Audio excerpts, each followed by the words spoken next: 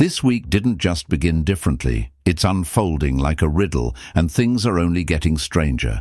The moon's energy isn't simply intensifying, it's focused, like a signal aimed with purpose. Something subtle yet powerful has shifted, and most people didn't even notice. Right now, yes, this week, something unusual is being broadcast, and you're standing right in the heart of the transmission. Between May 8th and 14th, the moon isn't merely shifting phases, it's moving through a series of rare and volatile cosmic pressure points, bending and distorting energy like light through fractured glass. And here's the twist. You might be moon sensitive. If you are, this week won't just affect you, it'll shake you. There are distinct signs that show up when the moon touches those who are sensitive to her pull. I'll be revealing those soon, so stay tuned, because something is stirring, and it won't pause while you catch your breath. May 10th is a trapdoor disguised as an ordinary day. On the surface, it's just another day. But astronomically, the moon will slide directly in front of Spica, one of the most stabilizing stars in our sky. And for a few moments, its influence will vanish. Spica is known as a bringer of clarity, grace, and precision. It cuts through emotional static and helps us see straight. But when the moon blocks it, the energy gets foggy, intuition gets scrambled, emotions feel muffled or strangely delayed. You may even feel like someone's not telling you something. This isn't just celestial poetry. It's something you'll feel in real time. And the worst part, you might think you're making sense while everyone around you is hearing something completely different. Don't assume it's you. And don't assume it's them either. The moon is pulling strings in the background, turning reality into a bit of a hall of mirrors. But this is just the beginning. When the moon pulls away, so do we. On May 11th, the moon reaches apogee, its farthest point from Earth. That distance isn't just physical, it's emotional, and we feel it. This is the kind of lunar moment that sneaks up on you. You're going through the motions, doing your daily tasks, but something feels weird, disconnected, like you're watching your own life through glass. Apogee doesn't just move the moon, it pulls you away from yourself. You might wake up feeling strangely floaty. Conversations might feel hollow, or like people aren't really hearing you. It's like everyone's speaking from inside a dream. Even your thoughts might sound distant, echoing instead of grounding you. Dreams on this night. Expect them to be symbolic, surreal, or even disturbing. They're not nonsense. They're psychic residue, unfinished business, past life echoes, energies that couldn't attach to your waking mind, but found you anyway while your soul wandered too far from home. May 11th is not the day to make serious life decisions. You won't be in your full self. You might think you're calm, but really, you're emotionally out of signal range, and when the signal returns, you might regret what you said, or who you ghosted, or what you swore you were finally done with. Apogee feels like freedom, until you realize you've drifted too far to find the shore again. And if you feel like you're not yourself around this day, you're not broken, you're just between frequencies.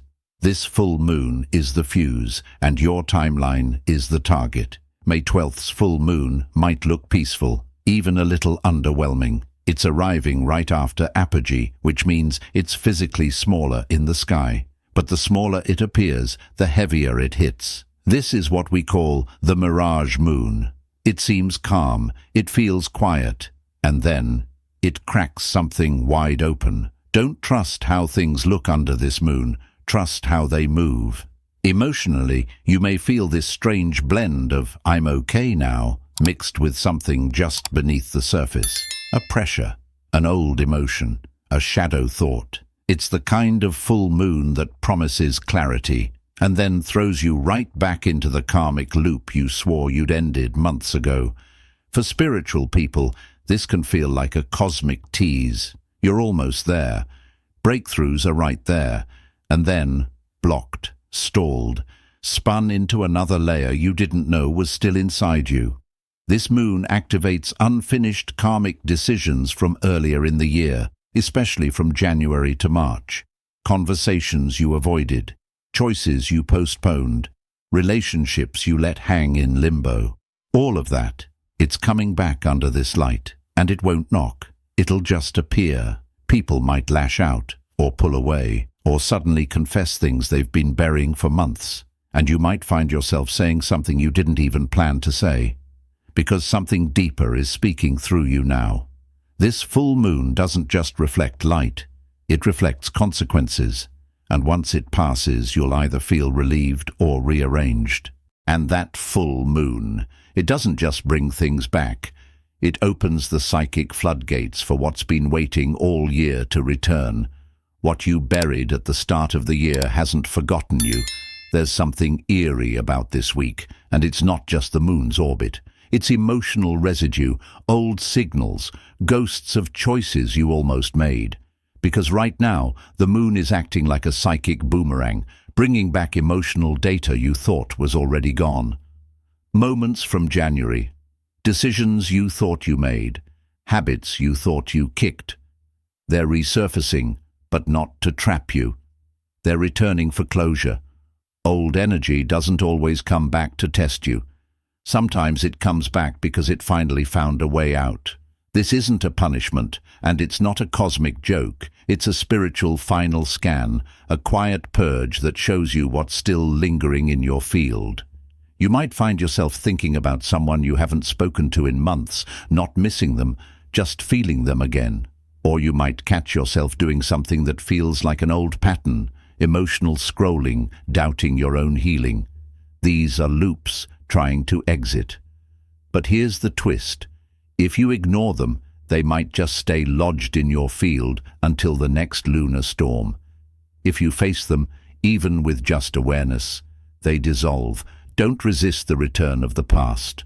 Watch it, witness it, let it pass. And if you're wondering why now, because the moon is moving through a space it hasn't touched since those early days of 2025. It's tracing the trail backwards, not to rewind you, but to free you from the last thread still tangled.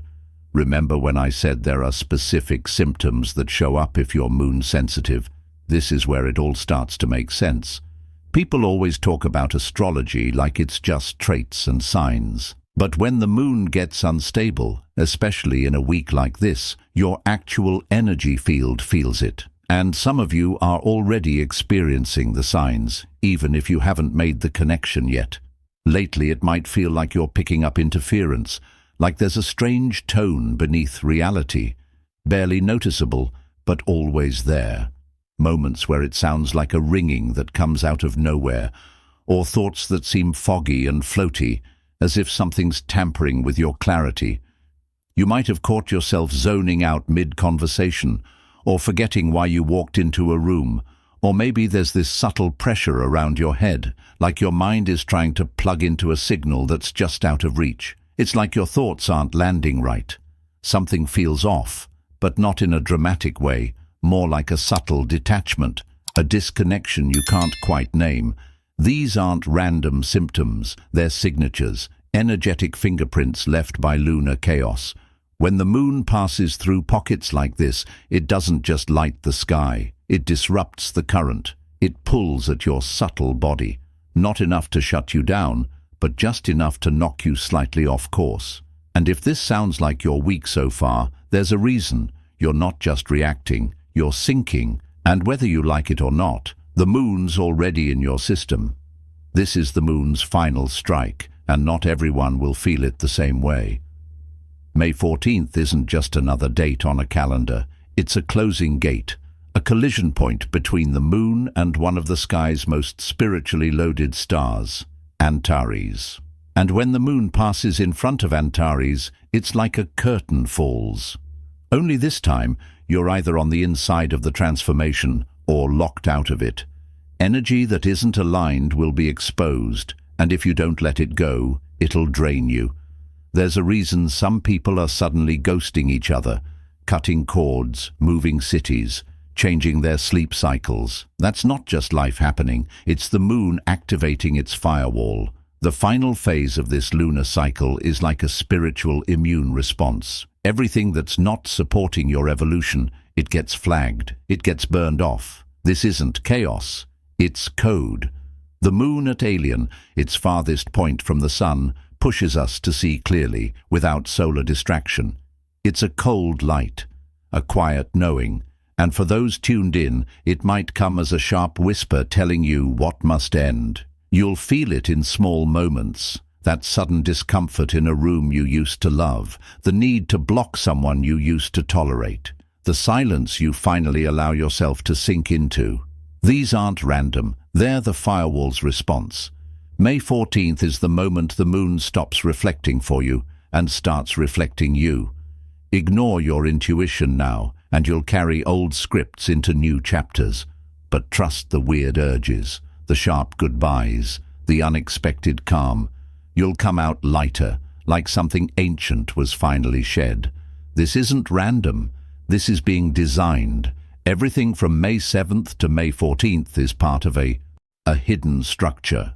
A coded lunar corridor, not random, not visible, but felt, laid out like a spiritual exam. And if you're still here, you're not just watching it unfold. You're in it, wired into the frequency, not just witnessing the shift, but becoming part of it. This week isn't a cycle. It's a sequence, designed to activate, agitate, and align. Look closer.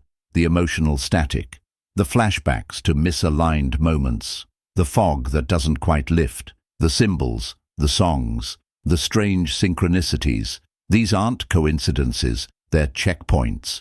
Each day, another fragment of the hidden map. Each experience, another jolt to shake loose the false layers. This isn't chaos, it's calibration. You're not imagining the timing, the text from someone long silent, that song at just the right second. The same number again and again, conversations that echo like déjà vu. It's all part of the architecture, a cosmic language you almost remember. Because the moon above, it's not just shining, it's ticking, it's testing, it's triggering something inside you. So if you feel like something's coming, you're not wrong. But here's the truth. It's not arriving, it's emerging from within you. This activation isn't outside. It's internal, subtle, daily, and by the time the 7th day lands, you won't just be changed, you'll see with new eyes. So track the shifts, note the symbols, feel what disappears. This is your pattern, and it's already in motion. You're not falling apart, you're falling into alignment. If your energy feels scrambled, if your thoughts are heavy, if you're floating between states, don't fear it. That's not dysfunction, that's the detox. You are inside the cleanse, not the soft, scented kind, but the raw, cosmic version, straight from the moon's circuit board. This isn't a breakdown, it's a bandwidth reset. When the moon hides, distances, then explodes in fullness. What you're experiencing isn't just lunar, it's a timeline recalibration. And as timelines shift, everything unaligned rises to the surface. Relationships itch, dreams dissolve, routines feel hollow. That discomfort, it's the truth breaking through. You're being pulled out of what's false and pushed into what's real. Yes, it's uncomfortable. Clarity usually is, especially after years of adapting to noise that was never yours. You're not here to solve it all this week. You're here to notice. Notice what cracks. Notice where pressure builds. Notice what doesn't fit anymore. That crack might be your first clean breath in ages. Sometimes the universe doesn't whisper, it reboots. And rebooting feels like isolation, like exhaustion, like disorder, until you see the system resetting beneath the surface. The clutter is clearing, the mirrors are clearing, the filters are falling away. What feels like a crisis might just be clarity finding its way in. Even if you feel off path, even if nothing makes sense, you're still being guided. You're still being aligned with what you truly need. If you're still here, thank you. If this stirred something in you, consider subscribing. Your support helps keep this space alive. Share your thoughts or experiences in the comments. And remember, you're not alone. You're just remembering. Until next time, stay present and stay open.